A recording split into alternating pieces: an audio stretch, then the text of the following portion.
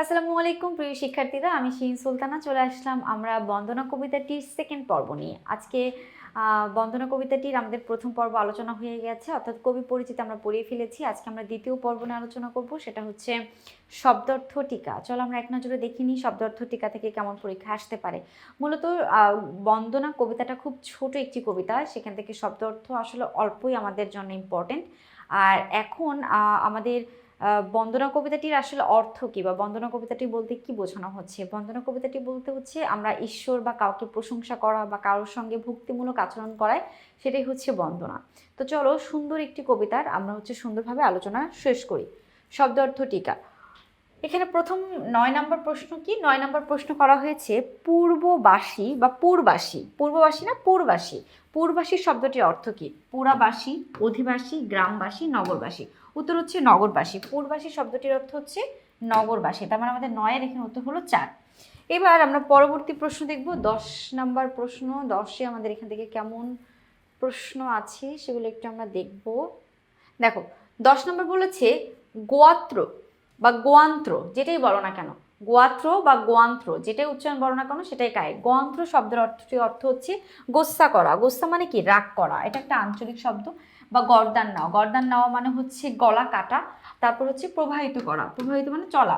এখন আরেকটা শব্দ হচ্ছে অতিবাতি করা। অতিবাতি মানে শব্দের অর্থ, অতিবাতির কিছু সমর্থক শব্দ আছে, সেটা আমাদের বলি প্রচণ্ড আলো বা আলো জ্বালানো, সেটাকে অতিবাতি বলে। আর এখানে গোয়াত্র শব্দের অর্থ হচ্ছে প্রচণ্ড আলো দেওয়া বা আলো জ্বালানোকে বোঝাচ্ছে বা অতিবাতি করা। শেষ। এরপর দেখো 11 নম্বর প্রশ্ন আছে বিদিত। বিদিত শব্দটির অর্থ কি? নিবেদিত করা, বিনীত করা, অজানা বা জানা। বিদিত শব্দের অর্থ হচ্ছে জানা। যে ব্যক্তি বা যারা সবকিছু জানে সেই হচ্ছে বিদিত। ঠিক আছে, উত্তর হচ্ছে আমাদের জানা। এবার আমরা লিখি হচ্ছে 12 নম্বর প্রশ্ন। 12 নম্বরে কি বলেছে? জীব শব্দটির অর্থ কি? জীবন, জিনিস, জীবিত থাকা বা জাতি। সঠিক অর্থ হচ্ছে জীবিত থাকা। জিও, জিও শব্দটির অর্থ হচ্ছে জীবিত থাকা, সে অনেকদিন ধরে বেঁচে আছে, এরকম কোনো কিছু। এবার আমরা দেখব আক্ষর শব্দটির অর্থ কি? কি বলেছে? আক্ষর শব্দটির অর্থ কি? অন্ধকার, আমার, আধার, আমার। সঠিক উত্তর হচ্ছে আমার। আক্ষর শব্দটি দ্বারা কবিতার আঞ্চলিক শব্দ আমার ব্যবহার করেছেন। তার পরবর্তী প্রশ্ন 14। অসুখ আছিল মুই দুর্বল ছাবাল, কথাটি দ্বারা কি বোঝানো হয়েছে? সে বলছে যে অসুখ আছিল মুই, কই বলছে আমি ছোট ছিলাম, আবাল্য। অসুখ বলতে এখানে ছোটবেলার কথা বলেছে বা আবাল্যর কথা বলেছে। বাল্যকালে আমি খুব দুর্বল ছিলাম বা দুর্বল ছেলে ছিলাম। ছাবাল মানে হচ্ছে ছেলে। তো কবিতার আঞ্চলিক ভাষায় বলছে যে বাল্যকালে বা ছোটবেলায় আমি খুব দুর্বল একটি ছেলে ছিলাম। এই কথাটি দ্বারা কি বোঝানো হয়েছে? শৈশবের অসুস্থ অবস্থা, মুমূর্ষু অবস্থা, শৈশবের সুস্থ অবস্থা বা শৈশবের অসহায় অবস্থা। অর্থাৎ শৈশবের অসহায় অবস্থা। দেখা যায় কি যে আমরা যখন ছোট থাকি তখন অবশ্যই আমরা দুর্বল থাকি, সেই দুর্বল অবস্থাটাকে বোঝানো হচ্ছে।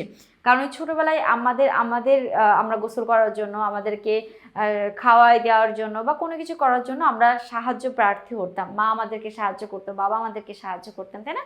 দেখেন উত্তর হচ্ছে আমাদের 2 নাম্বার। 14 correct answer 2। তো এই ছিল হচ্ছে আমাদের এই ছোট্ট কবিতাটির কিছু শব্দ অর্থ, যেগুলো তোমরা পড়ে পরীক্ষায় ভালো ফলাফল করতে পারবে। আমার এই পর্বটি আজকে এই পর্যন্তই। আল্লাহ হাফেজ, আসসালামু আলাইকুম।